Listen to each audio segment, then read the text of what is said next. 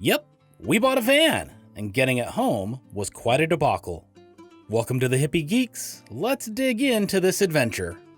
Short version, right before the world melted down, we decided to buy a high-top Dodge van, but getting her home was interesting to say the least.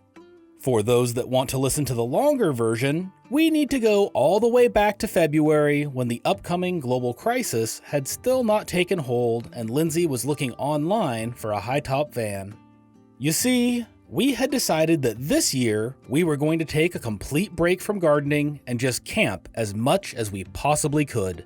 Getting the bus fixed by then was probably out of reach, and we wanted something smaller anyways, as it would just be Lindsay, the boys, and myself doing all the camping since the girls would both be in college. In preparation to save up for that goal, I had spent our savings on computers and parts that I could build into gaming PCs and flip for more cash. A week later, before the computers had a chance to sell, Lindsay found our van 6 hours away in Washington State on Vashon Island. She was super cute, had already had some work done, and the price was high but not outrageous. The problem is, we did not have that much available. We decided to reach out to the sellers to offer a possibility. We would drive up that weekend to look at the van. If we liked it, we would put down a $1,500 cash deposit with the balance due in 3 weeks.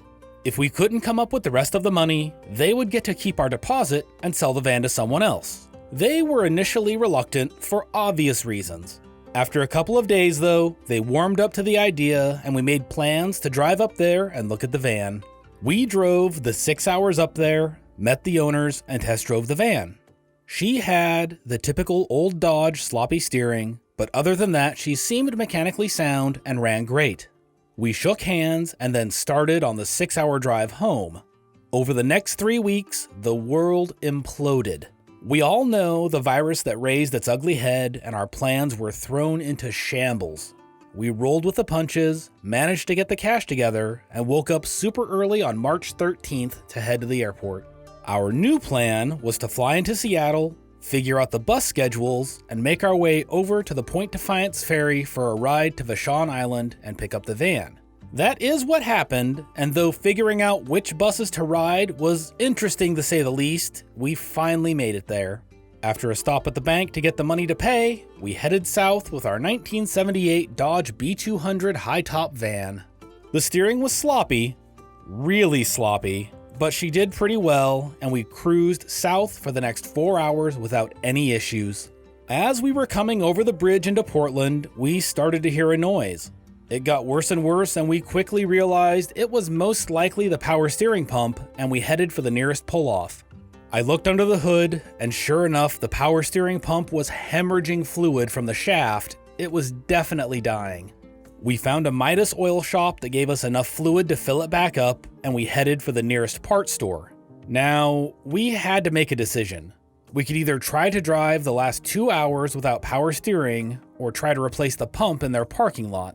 Driving a vehicle that is supposed to have power steering without it can be really tough in any vehicle, and it's even worse when the steering is as loose as it was.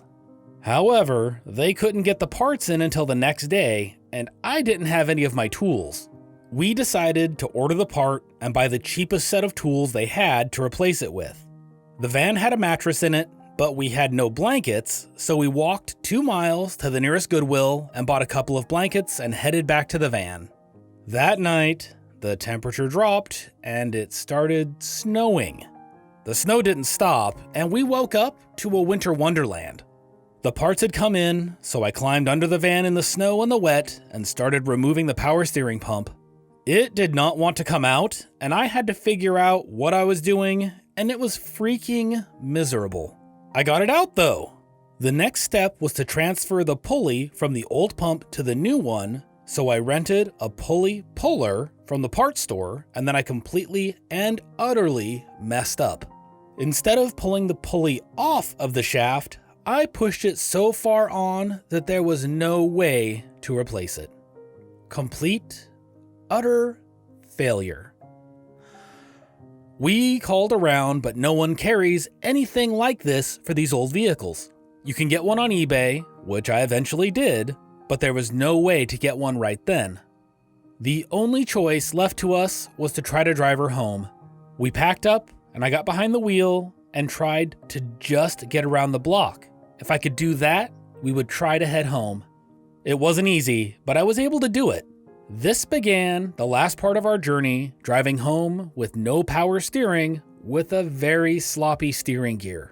I am not going to lie, the first 30 minutes of that drive was absolutely terrifying. After I got used to it though, it went from terrifying to just tiring. I do not recommend driving like that if you can at all avoid it, but we did not have a choice, and finally, we made it home in one piece. It has been 3 months now, and we have been putting a bunch of work into the van. When we got home, I ordered the pulley from eBay and got it installed. Shortly after that, the water pump started leaking, or at least we figured out that's where the coolant leak was coming from, so we replaced the entire cooling system. If you are curious about that, we did a video on it that we will put a link to in the corner of the video and down in the description. We replaced the headlights with LED versions that are super bright, and I just ordered the new power steering gearbox to fix the slop in the steering.